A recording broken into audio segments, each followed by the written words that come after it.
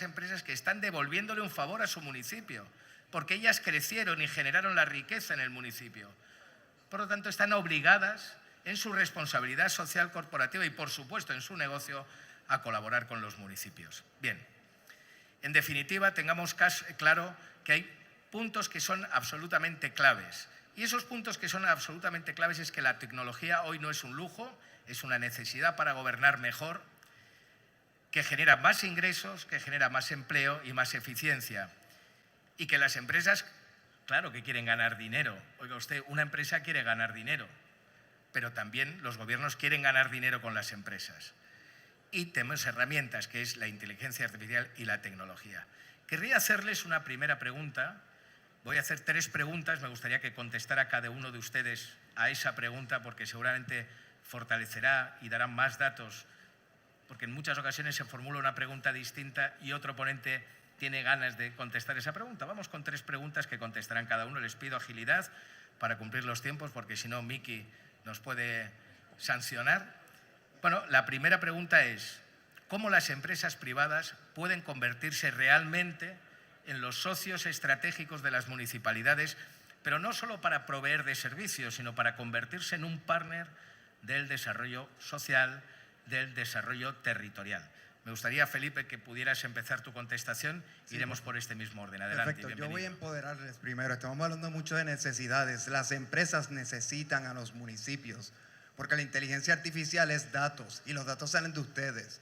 ¿Cómo podemos colaborar inmediatamente? Convirtiendo a cada uno de sus municipios en laboratorios de investigación, de donde sacamos todas las soluciones que luego vamos a implementar para enaltecer sus países y municipios, y de la misma forma nuestros modelos y nuestros sistemas, porque es necesario, y quiero que sepan, que ganemos esta revolución industrial.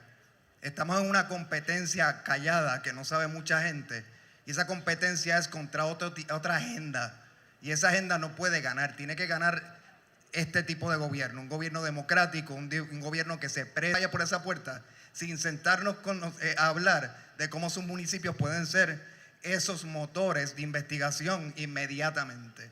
Muchas gracias, Sean. ¿Realmente opinas que es posible que una empresa privada pueda involucrarse directamente en una alianza con el municipio para su propio desarrollo, independientemente, como decía, de la venta de un producto determinado, sino que realmente establezca una alianza de crecimiento junto con el gobierno local?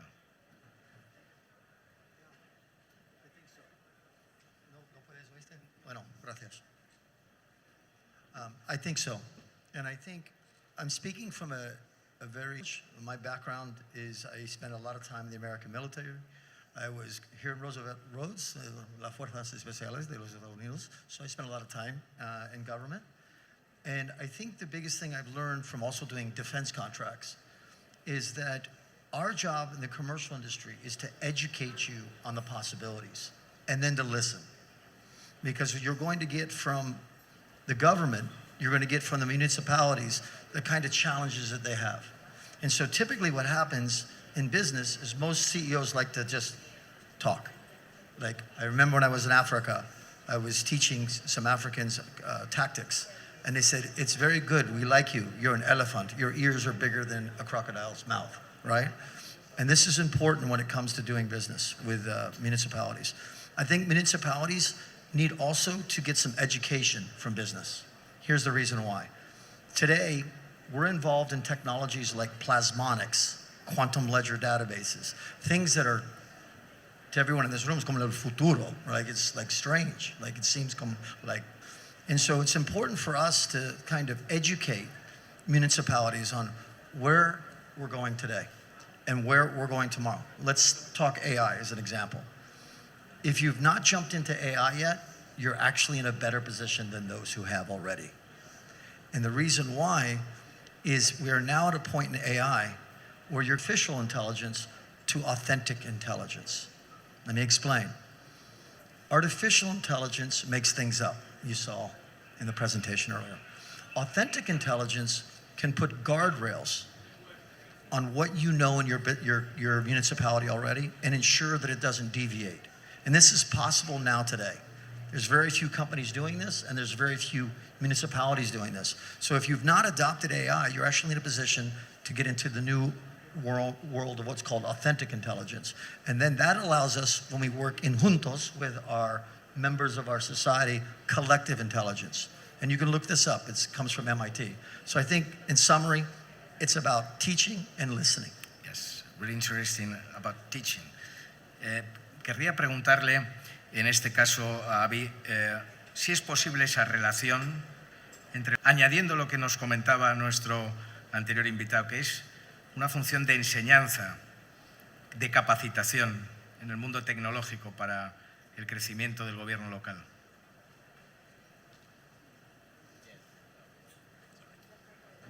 Yes, absolutely. The partnership has to be two ways.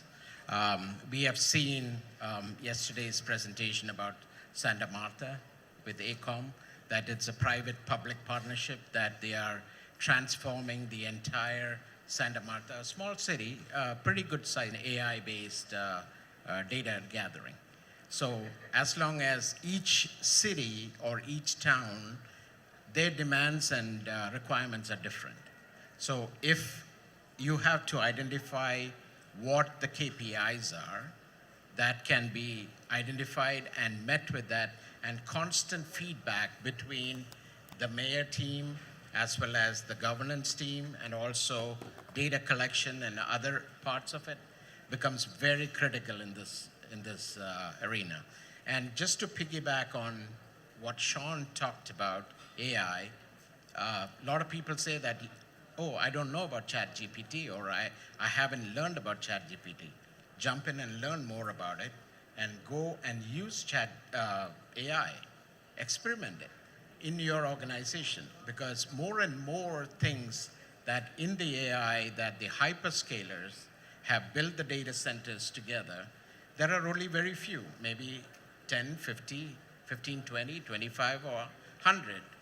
But the connectivity, as you talked about, is very critical for an island like any island.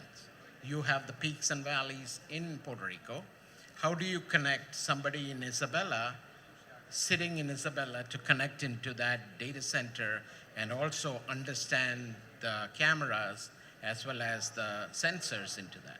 So we can provide connectivity in the peak and the valleys, as well as you will see a trend of AI that is happening is moving towards the edge, where you have hyperscalers and then you have micro data centers, which is AI enabled, which Sean's company is doing that today, along with power requirements, bringing in power into that city or the town. So it becomes independent to the grid itself. Now you are building a sustainable ecosystem where AI-enabled people can work there, high-paying jobs, and these are things that not only looking at a short term, you have to look at a long-term benefit. And what is the overall arching need that is needed? And moving the power of AI to the edge. So building the AI to the edge, coming more and more happening today, from the tower, broadcast tower to the edge, and edge to the cloud back into the hyperscalers. Okay. So the response time becomes very critical for AI. Imagine, I saw an article somewhere that Sam Altman said about, when you do a ChatGPT request, do not ask for please, thank you, or anything. Just to process that word, please, thank you, it costs a lot more power and money. So it is understanding what your requirements is, understanding the KPIs, and go with that is very critical. Okay, perfect. So it's quite difficult sometimes to think about the long benefits, just not in the short benefits. So that's a really interesting question. That's right. That you say. Felipe, sí me gustaría profundizar en un tema que comentábamos y que también nos recordaba Avi hace un momento, que es la brecha digital, ¿no? Es un problema grave.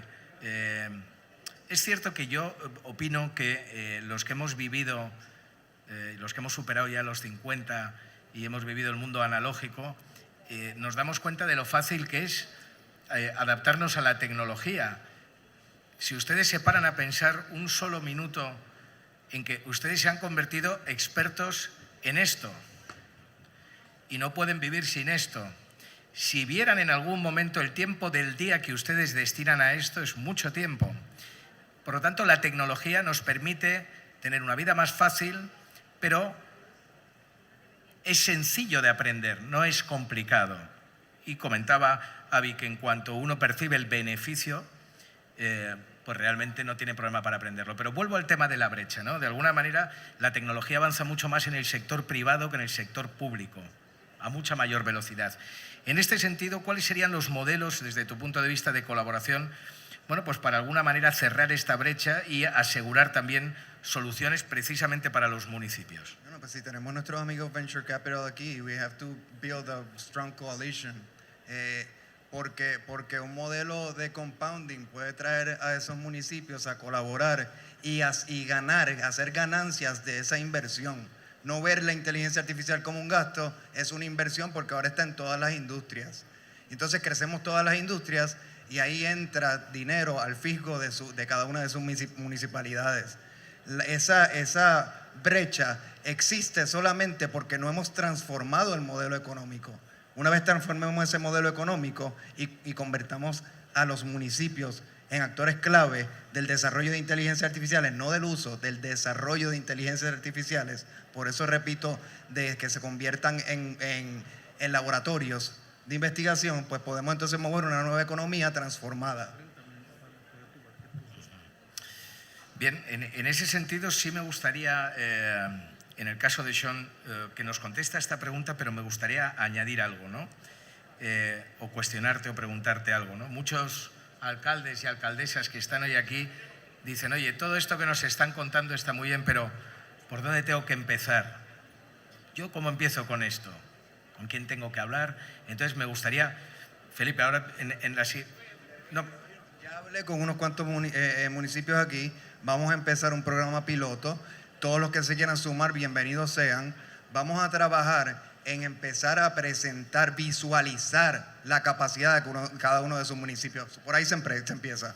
¿Cuál es la capacidad que tiene cada municipio para entrenar modelos de inteligencia artificial?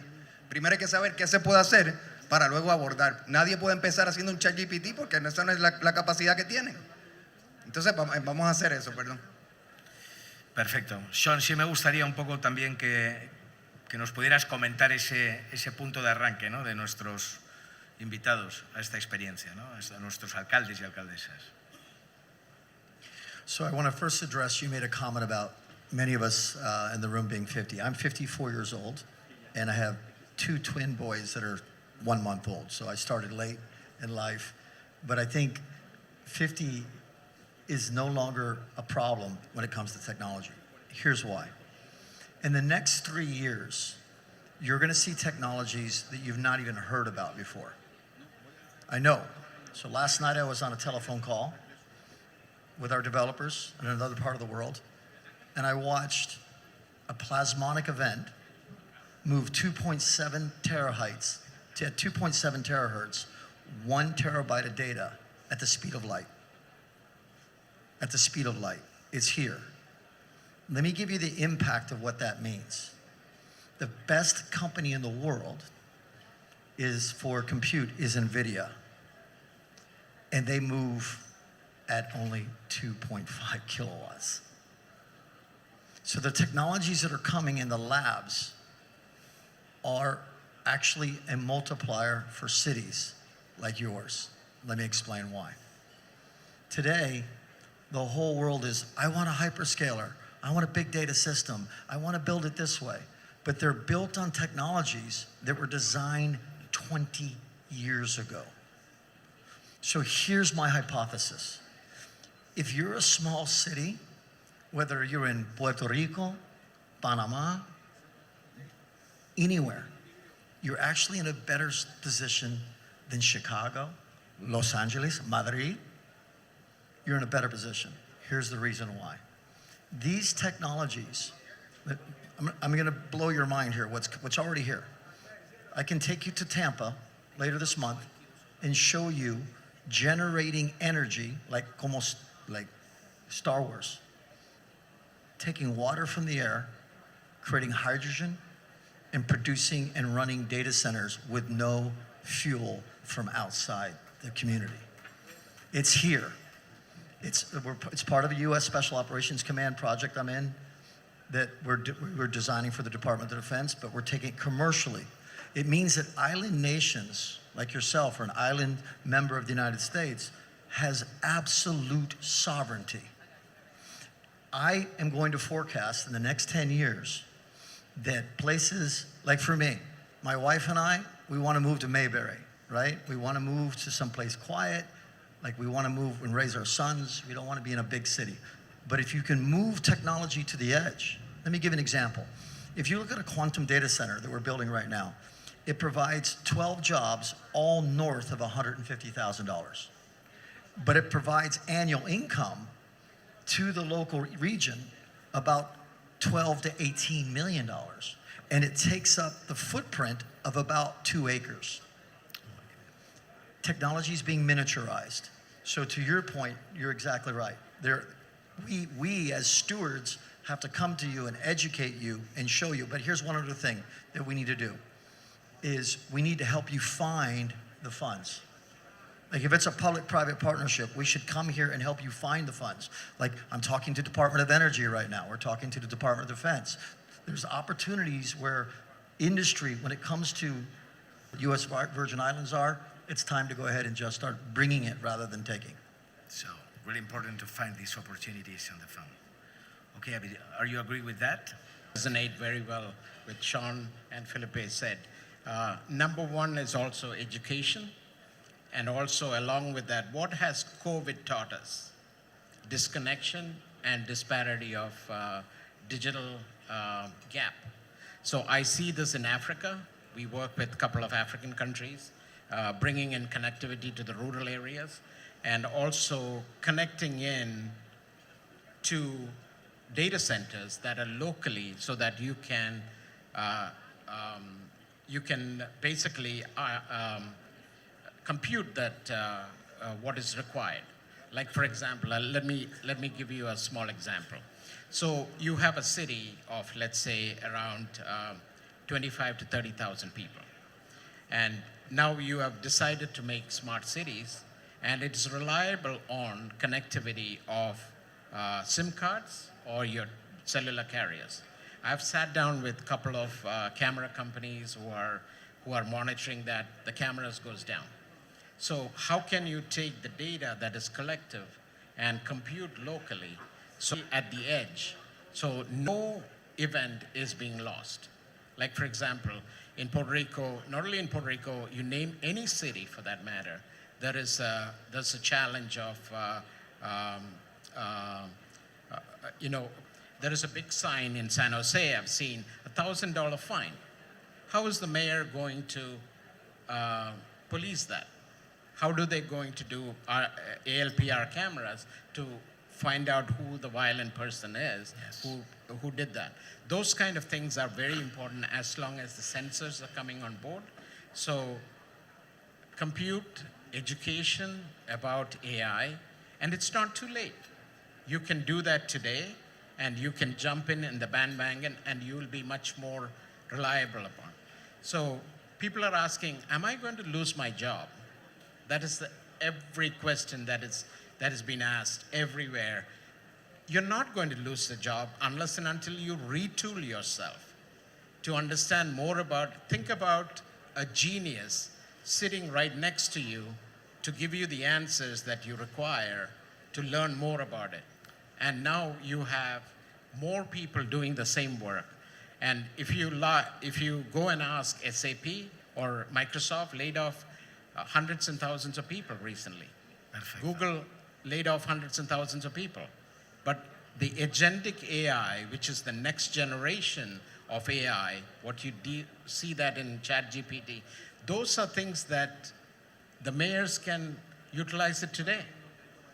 And they can go in, bring in somebody to show them to take their tax returns or to fill in one form and get all the services that is needed to enable that. That is the public-private Me partnership. parece, Avi, muy interesante, really interesting, la parte en la que hablas del dato. Una de las cuestiones que hemos comentado en muchas ocasiones es la ausencia de datos, datos de todo tipo en América Latina, datos municipales, datos territoriales. Los datos que tienen los municipios de América Latina en muchas ocasiones están desactualizados. Véase, por ejemplo, el censo. Tenemos casos en América Latina de municipios que tienen censos del año 2011. Realmente las nuevas tecnologías, la inteligencia artificial, va a solventar o debería solventar uno de los principales problemas, que es la obtención del dato.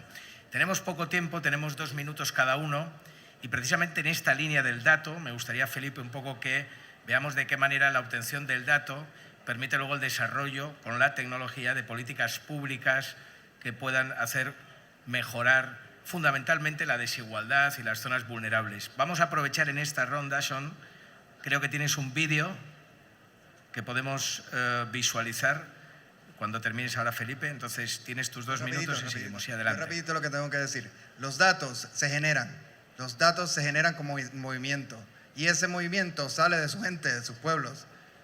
Eso es lo importante. Quiero que se lo lleven de aquí. Ustedes son más importantes que la tecnología, no viceversa. Yo como empresario reconozco la necesidad de estar al lado de ustedes, por eso estamos aquí.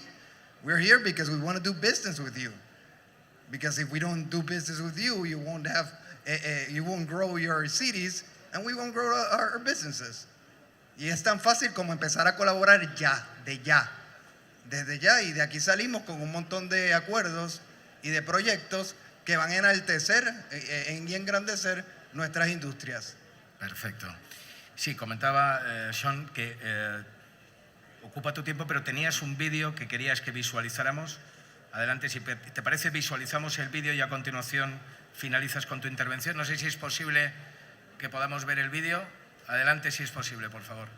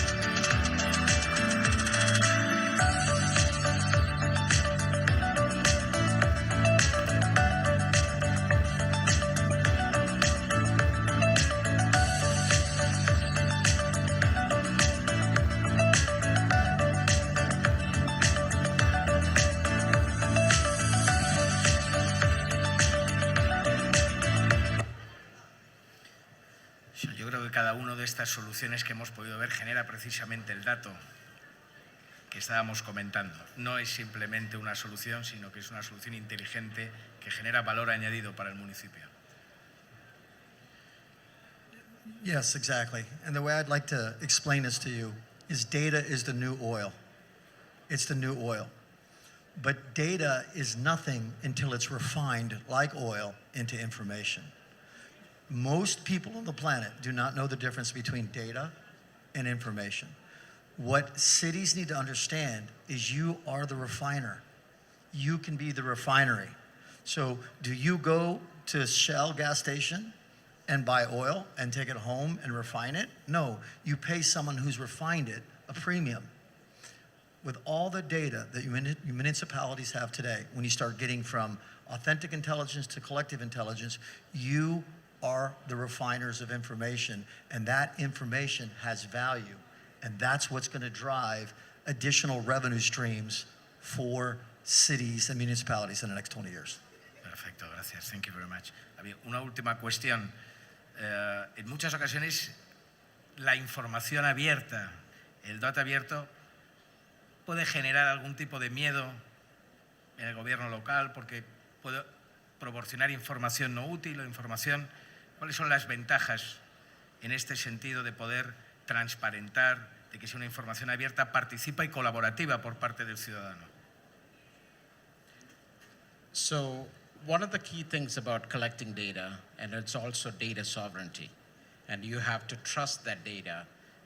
And what AI and technologies like AI, or what you are going to see in quantum, is going to give you more about how do we refine that data, like Sean talked about. And how do you take that data, because this is your data, you don't want to share it with anybody. That data sovereignty, let the data be in the island, and also make sure your citizens who have signed up for it, make sure that the data breach is not there. Along with that comes it's another topic of cybersecurity. How do we collectively keep that data secure so that it cannot be attacked in any way? Perfecto. So that's the key thing about data sovereignty. And if you look at the 3 pillars of the proper AI and the governance, you look at connectivity. If Maslow's hierarchy of needs, if you know that, one of the biggest thing, if he had to design Maslow's hierarchy of needs today, connectivity would be on top of housing, food, shelter, all those kind of things. Perfect. Connectivity, number 1. The second one is intelligence. Intelligent data, collecting that, and bringing that data into a depository that can be trained and activated so that you get the results better. And the third part of it is trust, trust, and trust. That's more important than that. So those are the 3 elements that I would focus on as mayors look for all these. Yo creo que eso que comentas, la confianza en que no estamos hablando, lo comentabas tú, son de futuro, estamos hablando de presente. Bueno, no sé dónde está Miki, pero hemos cumplido prácticamente, hemos sido tan obedientes que hemos llegado al final en el momento que el tiempo nos lo decía. Un momento. Antes que nada, miren ustedes, los tienen aquí, están aquí, hablen con ellos, ahora cuando salgan, pregúntenle. La oportunidad que hoy tenemos aquí en esta experiencia Puerto Rico es que nos estamos viendo las caras, nos podemos tocar, nos podemos hablar, podemos cerrar acuerdos, pero lo más importante es que no hay distancia. Yo puedo hablar con cualquiera de ustedes a cualquier hora del día desde otro país distinto. Por lo tanto, les pido que las dudas que se les haya generado, no tenemos tiempo, por favor, se las pregunten ahora. Así que Felipe, Sean, Avi, mil gracias y enhorabuena por vuestro trabajo.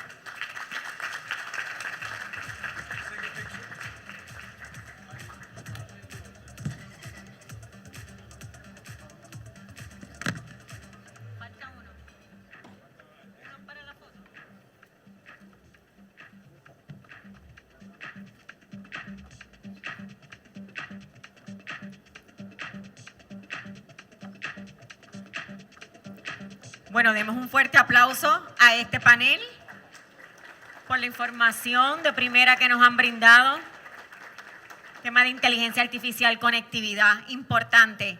Bueno, estamos en el último panel de la tarde. Vamos a cerrar con vivienda y tecnología. Así que vamos a estar atendiendo un tema fundamental.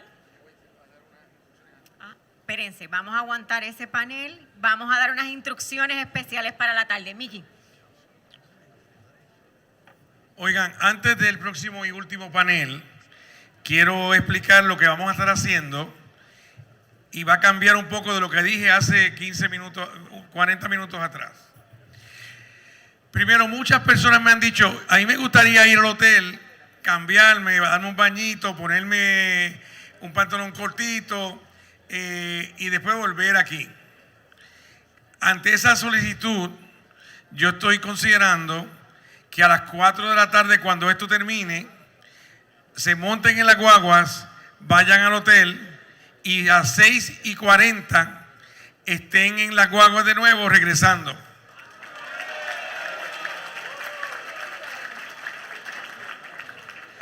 No a las 6:45, es a las 6:40, porque a las 6:50 el vehículo se va, viene para acá. ¿Estamos claros? Ese es el arreglo. Si a las 7 usted baja al lobby y no hay guagua, no me grite, coja un Uber y llegue. ¿Ok? Muy bien, esa es la primera regla. Sin embargo, hay un solo problema. Hay una reunión especial de legisladores municipales y concejales y regidores hoy a las 4:30 de la tarde aquí abajo. Eso significa que ese grupo se queda aquí hasta la fiesta. Ese grupo no se va al hotel. Ese grupo se queda aquí y luego, claro está, es discrecional. Usted si se quiere ir, se va y después vuelve. Lo importante es que vuelva porque la fiesta que preparó el alcalde de Carolina está mejor que la de ayer. Primero es una orquesta de 60 músicos. Oigan aquí. Es una orquesta de 60 músicos que toca de todo. Toca salsa, toca música of the 80s and 90s, music from the 80s and 90s, toca merengue, toca de todo, menos a mí, toca de todo menos a mí. Por lo tanto, no se lo pueden perder. Lo otro es, hay comida, hay cena. Y la cena de ayer estaba buena, ese lechón estaba rico. La de hoy va a estar bien rico también. Mira, yo quiero ver el menú, búscame el menú. El menú de hoy, yo quiero el menú de hoy. María Olga, alguien que me diga el menú de hoy.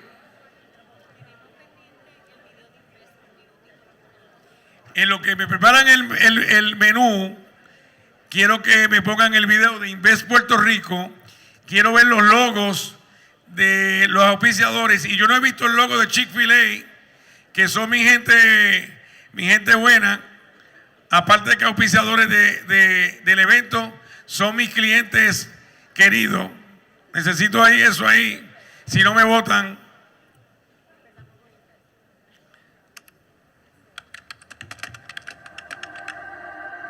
You're not asking the right question. It's not what's next. It's where. Where startups and global players in bioscience, aerospace, tech, and energy coexist in a vast and vibrant ecosystem. Where talent runs deep, highly skilled, and bilingual. And the most competitive tax incentives in the U.S. fast-track success. It's where people enjoy working and living. Where hard work is rewarded with sunsets and turquoise waters. And the future burns bright in innovation's paradise. If you believe your business can go anywhere, this is the place to bring it. Puerto Rico. It's not what's next, it's where. Aplauso. Esos son los esfuerzos de Invest Puerto Rico para traer industrias al país. Vamos a ver si se lo aprendieron. It's not what is next, it's where. Puerto Rico. Wow. Muy bien, muy bien, muy bien. Bueno, pues yo tengo que seguir. El menú no ha llegado. Quiero el menú. Creo que alguien vaya allí y me traigan el menú. Yo recuerdo que el menú era, mire, yo me recuerdo porque yo lo negocié. El menú es un mamposteado. ¿Saben lo que es un mamposteado? Muy bien, mamposteado. Oye, no me acuerdo de la carne. No, era algo. Yo a mi gente siempre le hago comida de esa rica, de sabor boricua. Bueno, el menú no llega. ¿Qué yo me invento antes del menú y antes del panel? ¿Saben qué? Está la gente de Un Mundo aquí, está emérita. La presidenta de Un Mundo está. No está la presidenta de Un Mundo, ¿verdad? Bueno, le quería dar la oportunidad para saludar al público. Y entonces, yo quisiera saber si hay algún líder que yo no le dejé hablar hoy. ¿Hay algún líder que yo no dejé hablar hoy? Yvonne, let's talk. Come over here. Come over here. Let's talk about National League of Cities. Let's talk about our efforts in membership. Come over here. And Yvonne es una gran amiga. Ella vive en Florida. Ella está a cargo de todo lo que tiene que ver con membresía del National League of Cities, que es el organismo que recoge los alcaldes de Estados Unidos. Y obviamente hemos estado colaborando con ellos para poder crear alianzas entre alcaldes de Estados Unidos y alcaldes de Puerto Rico y en algún momento de Latinoamérica. Y en ese sentido, pues hemos tenido los últimos 3 años una gran alianza. Only to say hi to the audience and talk about National League of Cities. Thank y'all. Leave it to Mickey to put you on the spot, right? You know, Mickey does that. Whoever needs to bring that menu, okay? But real quickly, the National League of Cities, we represent cities, towns, and villages across the country, and we really want to build our partnership here on the island with our Puerto Rican cities. We do host a quarterly virtual meeting to ensure that you are connected with our federal advocacy team, programs that are happening throughout the year, grant access, things like that. Our current member representative is Jose Alvarado. He is on site to help speak about any things as it relates to what's happening in your municipalities. Are there some TA cohort assistance programs that you're interested in? And so we're just, again, looking to see how we can help you all out. I'm not the best in Spanish. I try my hardest, y'all, and y'all have given me so much love, so thank y'all for that. But Jose is here to make sure you are good to go. So again, thank Mickey for allowing the National League of Cities to be a part of this organization every year, and we really appreciate it.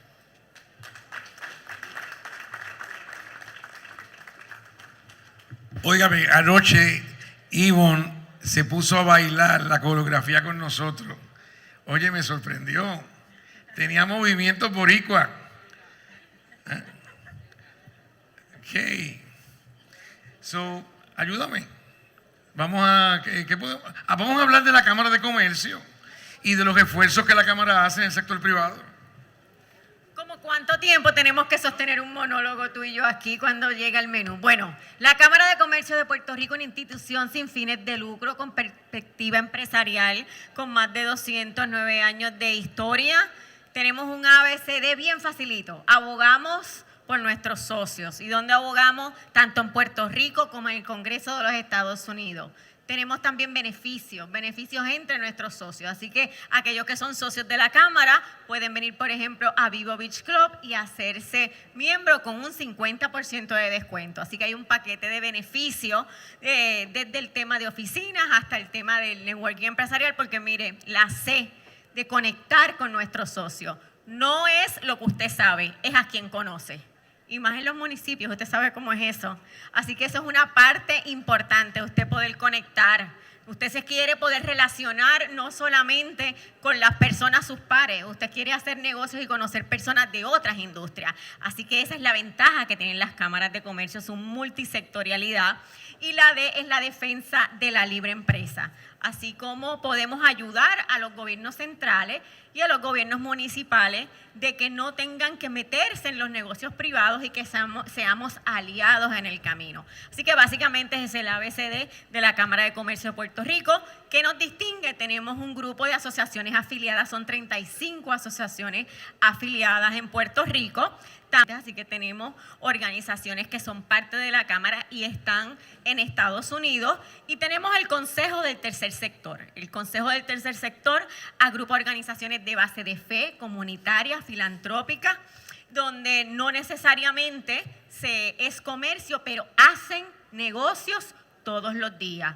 Y después de las emergencias que hemos tenido en Puerto Rico, nos dimos cuenta que ayudaban ese tercer sector a los municipios y al gobierno a poder encaminar a Puerto Rico, y muchas de ellas nos ayudaron a hacer una reconstrucción efectiva en muchas comunidades, desde el tema de infraestructura, techos, solares. Así que ese brazo colaborador filantrópico comunitario de la Cámara de Comercio está activo. Bueno, un súper resumen. Me gané la... ¿Estamos? Perfecto, vamos para nuestro panel. Le seguimos debiendo el menú, pero tenemos el panel listo. Así que vamos a nuestro último panel, que se llama Vivienda y Tecnología. Este tema incluye la innovación tecnológica y cómo se integra al sector de la vivienda, desde la planificación urbana hasta la construcción sostenible, promoviendo acceso, eficiencia y resiliencia. Aquellos que necesiten la traducción simultánea, recuerden que pueden pasar para que tengan los aditamentos y escuchen esta última conferencia.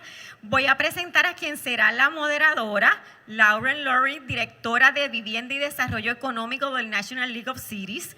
El enfoque de investigación de Lauren en el National League of Cities incluye vivienda asequible, estabilidad habitacional, personas sin hogar y desarrollo comunitario. Su trabajo reconoce la intersección de la vivienda con la equidad racial, la salud, la resiliencia climática, la participación comunitaria y la intervención estatal.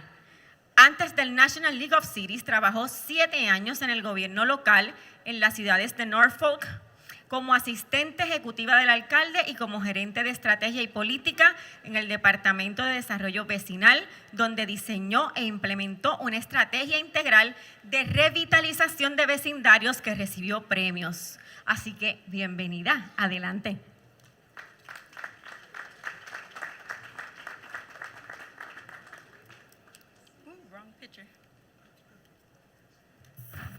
Sorry I don't look like the picture. There is another Lauren Lowry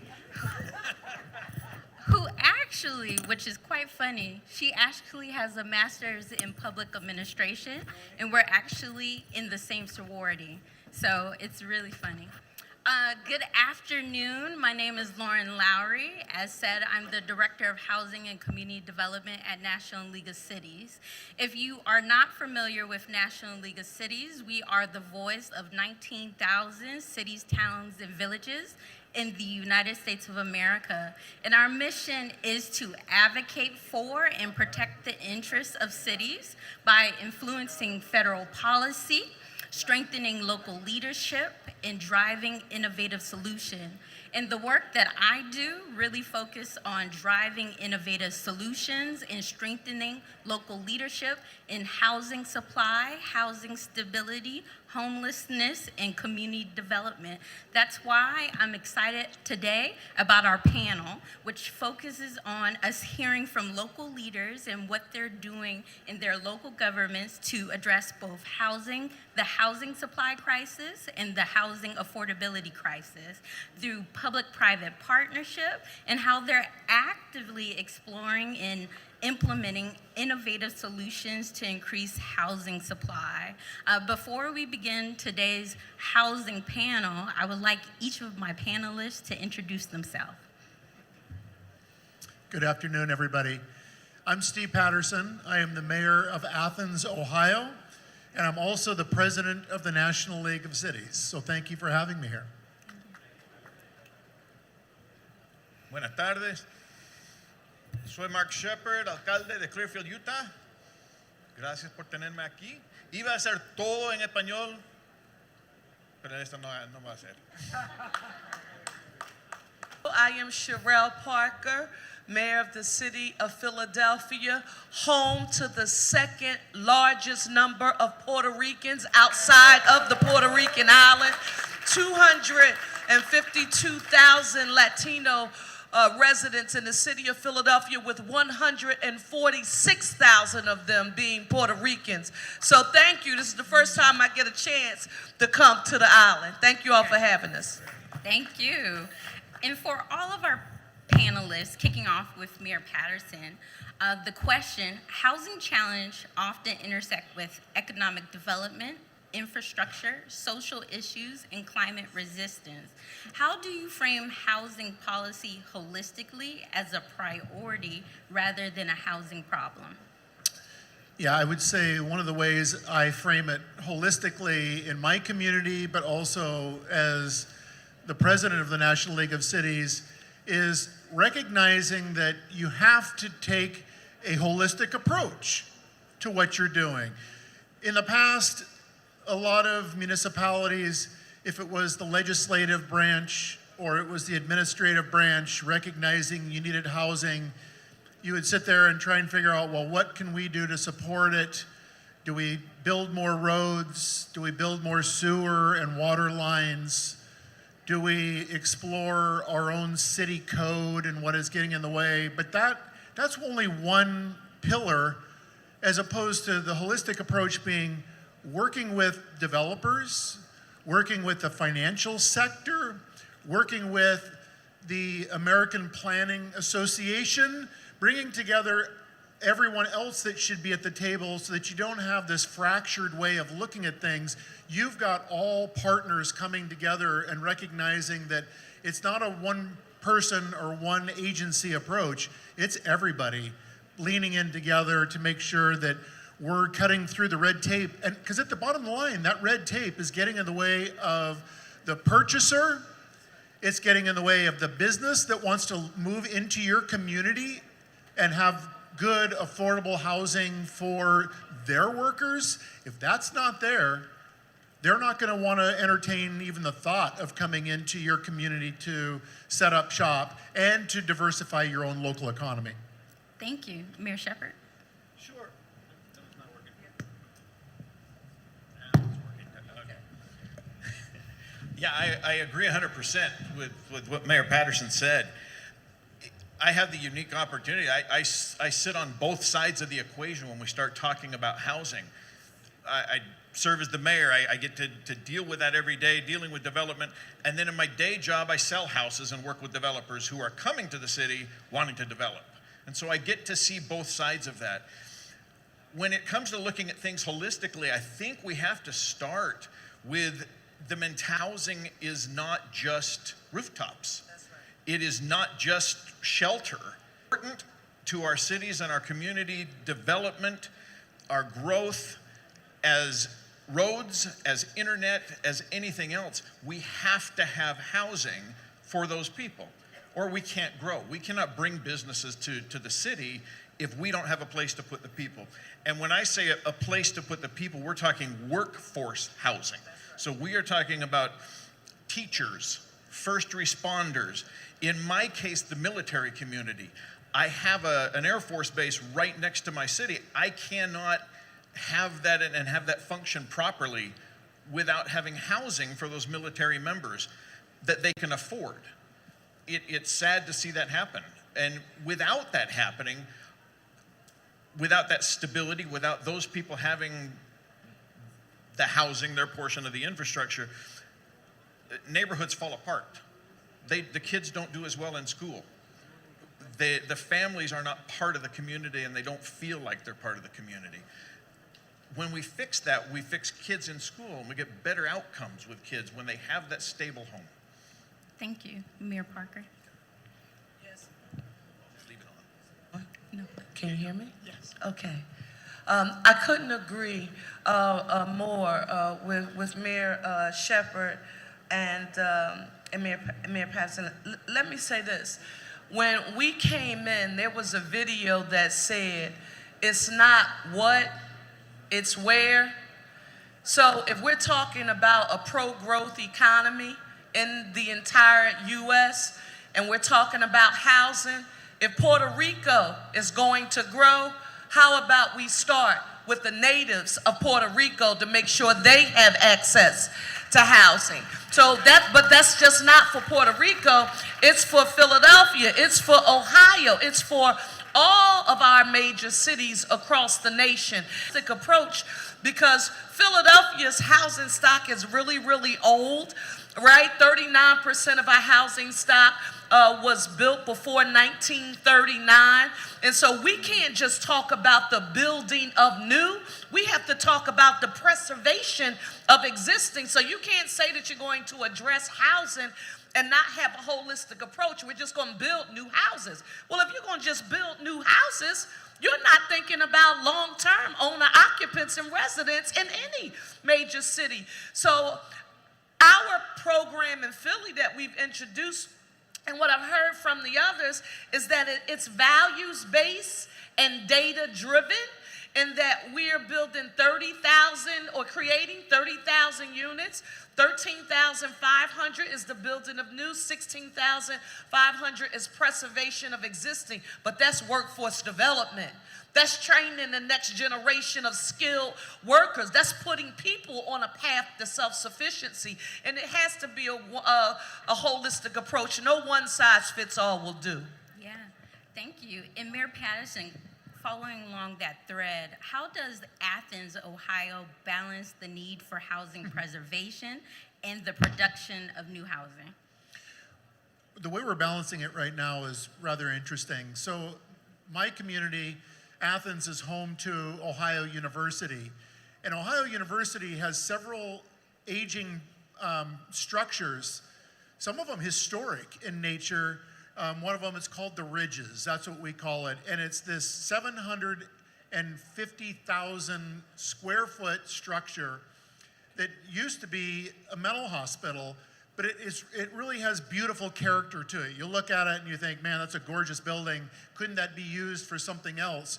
Well, we're working with a local developer, actually developers, plural, to where we're going to invest over $200 million into this facility, which ultimately will create over 630 housing units in it, condominiums, senior living, there will be workforce housing, there will be what's called low-income housing tax credit properties in there, or LIHTC properties in this structure.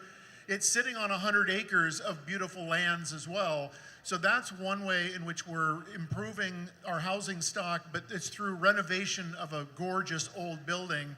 And to complement that, on that 100 acres, we're also going to have new builds that'll be surrounding this property, which will be, again, equity-bearing homes. These aren't units that someone is going to sit there and come in, buy up, turn into a rental unit, and then flip it, which in my community only leads to higher costs for everybody at the end of the day. So there will be, again, new builds along with preserving a beautiful old building. As I've walked through San Juan and looking at some of these built buildings here in San Juan, they're gorgeous buildings.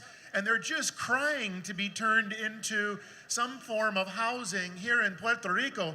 And I can imagine it's not just here in San Juan. I imagine it is all throughout the island of San Juan, of Puerto Rico, with San Juan. So you got to think in those ways. What is opportunity that you may be viewing as blight? You may be viewing as something that has no purpose anymore, and rethinking how that could actually become something that is new again and affordable for people, and creating more housing stock in your communities. Yeah, thank you.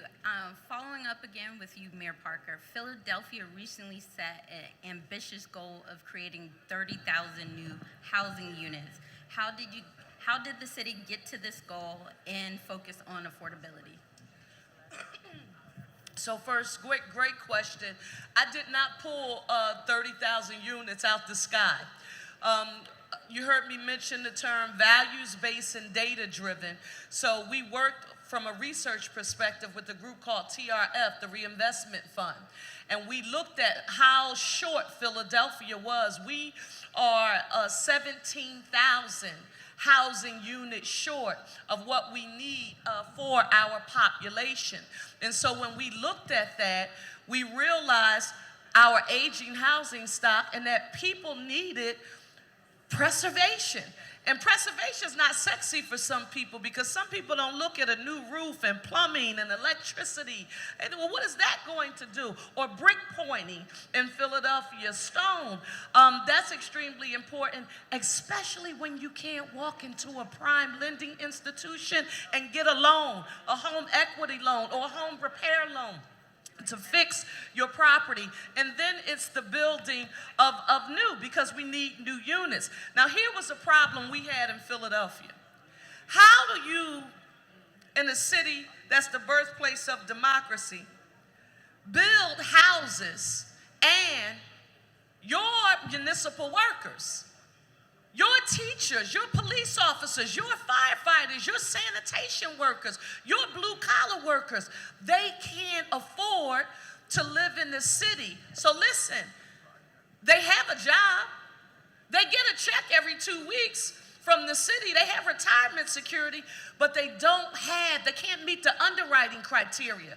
So not only did we have the 30,000 unit goal, but we created the $50 million One Philly mortgage product so that we could have a loan loss reserve to help those who can't meet a traditional prime bank's underwriting criteria. I don't know about you, but I've had some problems, and I ain't always had no good credit.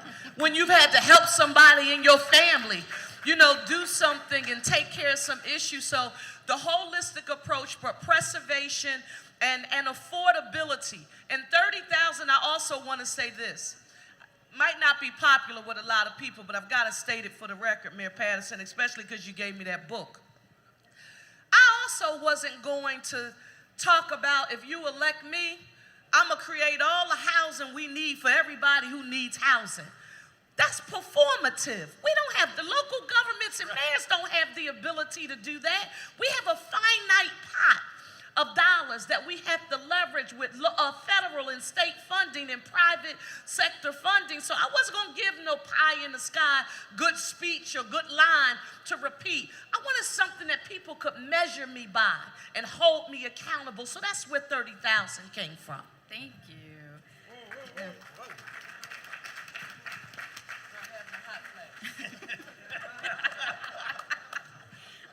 Mayor Shepherd, in Clearfield, Utah, what is the importance of offering diverse housing choices and options for residents, and how are housing goals aligned with your city's economic development goals? Well, I don't know how I follow that. I'm just, I should just let her just finish that one because, man, spot on. I mean, we don't create housing. I would love to create housing. What I have to do is incentivize others to come build the housing that I want to have built. And doing it in a diverse manner is crucial because we need housing for everybody, or I lose my residents. If I don't build new housing, those that are sitting down in starter homes don't have a place to go. We had a developer come in, wanted to build a brand new apartment complex, and I told him I want 25% of that complex to be affordable. I want to use low-income housing tax credits on 25% of that. And he said, I will give you 50%. And I said, great. What I don't want is the first and second floors then to be low income and the two top floors to be market rate. I want those units mixed. I want them so that nobody knows which unit is low income and which unit is not. And why would you do that? Because I need them to be able to lift each other up. I want those people going to church together. I want that guy, when he needs a job, knowing his next door neighbor can take care of him and that he will reach out to him and not think, oh, well, he's low income. And so we didn't in that complex specify which units, just that they had to be 50% and they could not be on one floor. So they are mixed throughout the whole thing. I need a place for kids to live. I need them coming right out of school, and that's our hardest problem right now, is kids, my own kids coming out of school and saying, okay, well, where do I live, Dad? I'm like, well, I have no idea because you don't make enough money even with a college degree to afford a 2-bedroom apartment. So you can't have your apartment with an office in it. You've got a 1-bedroom apartment, and that having to help my kids out to make that happen. My kids across the street. My daughter decided she wanted to buy the house across the street from me. And I thought, that is amazing. It is. She and her husband moved in with their brand new baby. 4 years later, that baby is 5 years old, just turned 5, started kindergarten today, and they have 2 sets of twins. They now have 5 kids, 5 years and under, living in that same itty-bitty house, but because of the way house prices have gone, the way interest rates have been, they can't afford to move. They are stuck. And we have less people moving right now than we ever have in the United States. It used to be you moved every 4 to 5 years. That was a standard. We'd know that 20%, as realtors, 20% of the market would move every year. It is now less than 7%. That's all that moved last year, was about 7% of the population, which means we're not moving people. We have to have housing for everybody. We've got to diversify that. So we have started building and emphasizing housing around transit and closer to our jobs. So we have our commuter rail station, and we have planned 1,001 units in that commuter rail station. It is extremely dense, but that's where the jobs will be. There's 600,000 square feet of office to go in there with it, and so those same people can live there and work there. That's, I think, how we help things economically, is to make sure that people and places that they're going are in the same spot. We eliminate a whole lot of infrastructure that way, of new infrastructure. We eliminate the need for travel, and they're all right there. And so I think that's our biggest asset. Yeah, thank you. I think this gets at the point of the need of public-private partnership. For you, Mayor Patterson, how can the public and private sector better collaborate to achieve shared housing goals? You know, I think one of the easiest ways right up front is just to sit there and talk about how everybody needs housing, you know, and when I say that, all the different sectors that play into this, they recognize that they need housing for their employees, much like, as both the mayors have said, our city employees need housing, you know. So it's bringing everybody together, like I said, to where you've got the mortgage sector who recognizes that even some of their workers may be, you know, living with an income to where they're challenged with being able to house it. So you're preaching to the choir in so many cases with making sure everybody is recognizing every step along the way when it comes to your economic development and prosperity in your community, that you've got to have full spectrum housing, as you have heard up and down the dais. And are we fired up? Yeah, for a number of different reasons beyond this, and I'm going to digress just a little bit if I can take a little bit of laterality with what I'm going to say. Number one, the Housing Supply Accelerator through the National League of Cities is an amazing resource for all of you to check out and look to see what is in that playbook that you could be using and implementing at home right now. It's not going to cost you anything to see what things are out there that you can take advantage of. The other thing is to continue to pressure Congress to sit there and make sure that the roads to the Housing Act goes through. That's the Renewing Opportunity in the American Dream to Housing Act, which is a bipartisan bill, getting that through to where we can take CDBG and have more flexibility with the community development block grants. Yeah. And it also helps with other ways in which we can sit there and not only CDBG, NEPA gets in the way a lot of times when you're looking at housing development. So changing that narrative. There's so many different things that we can be doing right now to make sure that we're able to make sure here in Puerto Rico, you know, in Ohio, in Pennsylvania, in Utah, everywhere, that we're able to sit there and bring the partners together to be able to get the things done that we all need to make sure that we all prosper together. Okay. One more question before we wrap up the panel. Mayor Shepherd, as the co-chair of the America Housing Comeback Initiative, you work really closely with local leaders, community planners, financial institutions, builders, and developers. From your perspective, why are partnerships, both public and private, and federal and local, essential to expanding housing options? Well, I go right back to where we started. We can't, and Mayor Patterson said it straight out, we can't do this alone. I would love to think that as a city, as a mayor, I don't have money. They don't pay me as a mayor, but but the city doesn't have the funds to just say, hey, let's just build for 1,000 units. I'm a small city. We're 36,000 people. When I took office, we were told we were built out. So we started rezoning. We started working with our developers, working with our planners, and rezoned a city to be more dense. And in the last 5-ish years, we have built or entitled, permitted over 4,000 housing units.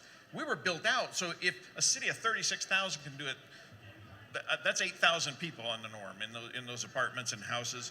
So, I mean, I got a fourth of the size of my city that we added to it.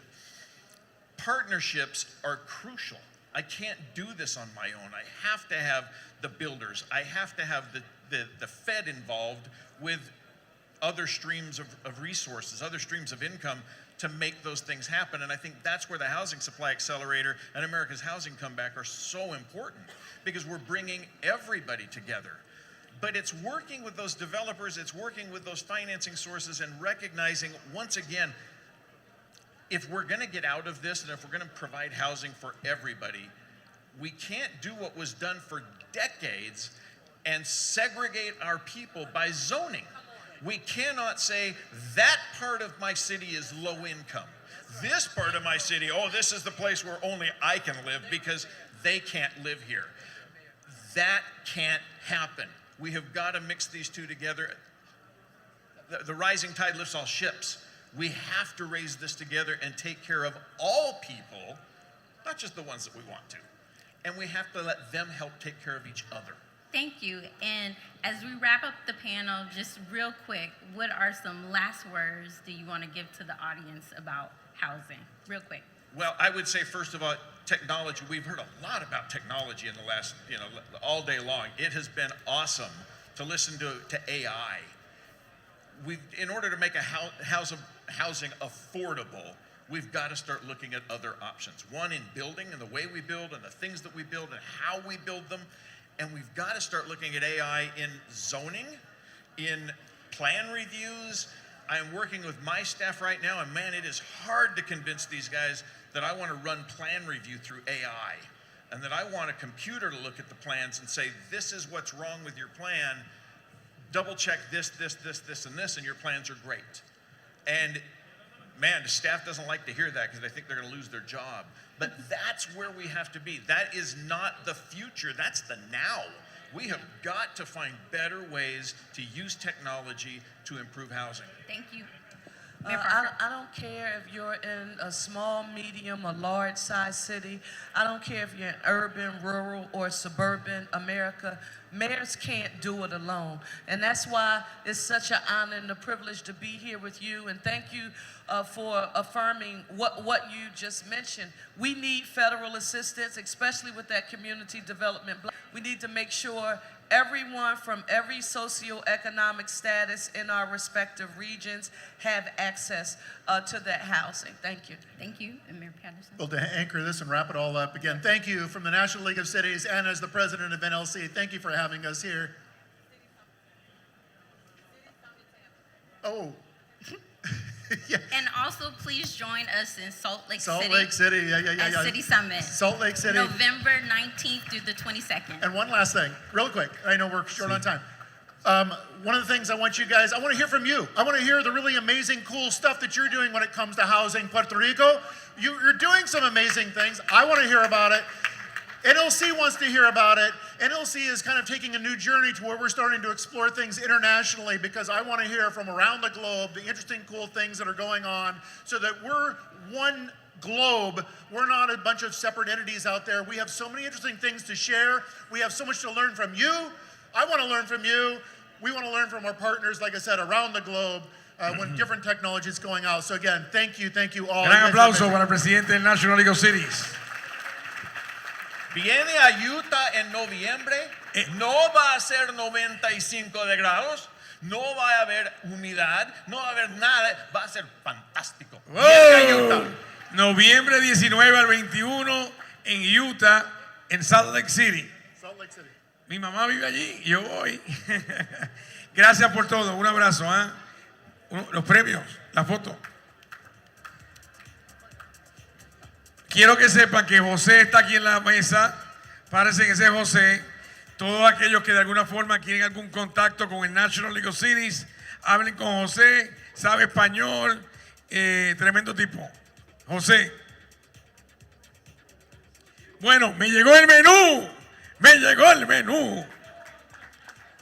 Va a haber hoy paella criolla. Paella criolla. va a haber cerveza de todo tipo, va a haber alcohol de todo tipo, va a haber frituritas buenas.